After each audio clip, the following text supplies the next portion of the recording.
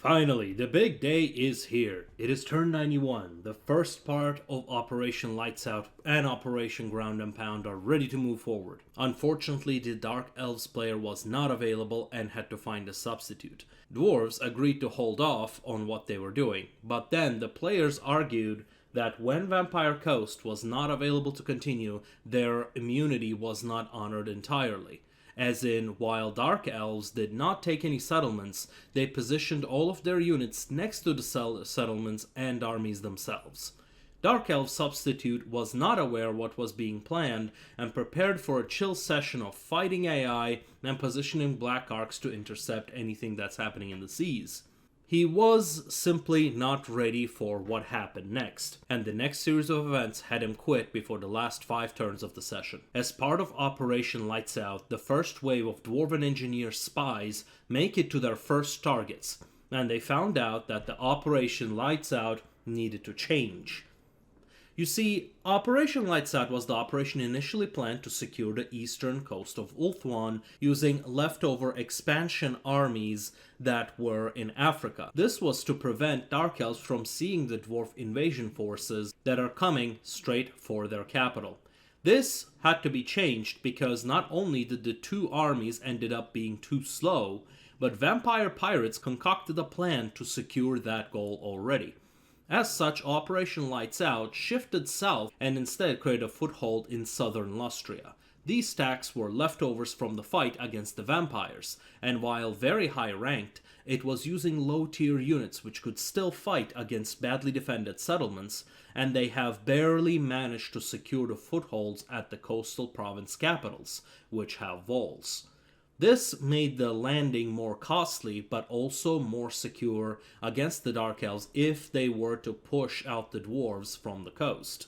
They would need to fight them on the walls, and you really do not want to fight dwarves on the walls. In fact, probably the only worst thing to fight on the walls would be Chaos Infantry.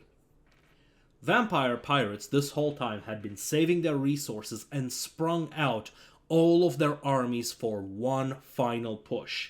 They raised multiple armies in eastern Ulthuan to blind the Dark Elves to any coalition forces moving north by sea, where Bretonnia was building their own invasion force against the Dark Elves. While this was supposed to be a mere diversion, they simply tore through their opposition and carved out the Middle Americas and made a massive push for the Dark Elf capital in the north, much to everyone's surprise. A push that was so overwhelming that the Dark Elf substitute player would not even fight it on the field.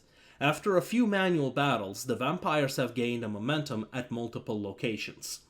Then came the main engagement in the South Seas. The first phase of the Operation Ground and Pound was to secure Galleon's graveyard and use it as a staging area to intercept any Black Arcs heading to reinforce Ulthuan from south. Immediately after the first naval army of Dark Elves got intercepted by 420 stacks of endgame units, the Dark Elf substitute player chose to auto-resolve and lost vision over the South Seas.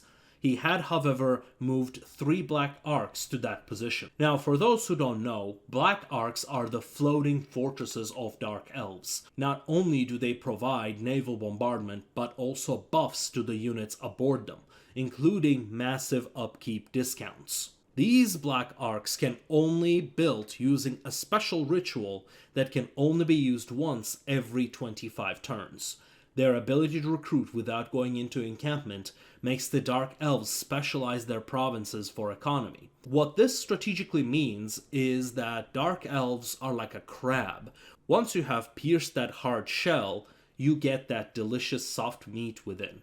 The 3 Black Arcs were detected by the engineers recruited for Operation Lights Out, and just as planned, they descended upon those Black Arcs and started sabotaging their movement until they got a successful sabotage. The first 4 armies of dwarves quickly caught up to them and sunk them to Kingdom Come with some losses. Then another, and another. One by one, those 3 stacks had intercepted all the Black Arcs in the southern Nagaroth within 2 turns. Dark Elves were simply not prepared for this kind of assault. The dwarf armies were also bloodied and have rotated their troops using the other 5 armies following the southern armies, which had initially planned to push towards Dark Elf capital. The northern invasion forces, however, did not encounter much, and instead just took out a few embarked armies off of coast of Ulthuan, with just enough force to recover and recruit using global recruitment to replenish their forces. Meanwhile, Operation Lights Out moved even further south. These 2 armies were manned by legendary lords and with proper scouting took little to no damage in their landing. With the success of Phase 1 in their pocket, the dwarves slowed down and started positioning their forces for Phase 2, where they would be waging a land invasion and landing into the Dark Elf heartlands with nothing to stand in their way but the local resistance forces. Vampire Coast, on the other hand, had no such logistical weakness. They pushed hard in every direction and ended the final session with only 1 settlement away from Naggarond, the Dark Elf capital, with just enough force to take it. Should Dark Elves not recruit an army immediately, their capital will fall and that will be a massive blow to the Dark Elf economy and the war effort. And with this, we end this session exactly at turn 100. Next, we're going to be talking about the aftermath of this fight.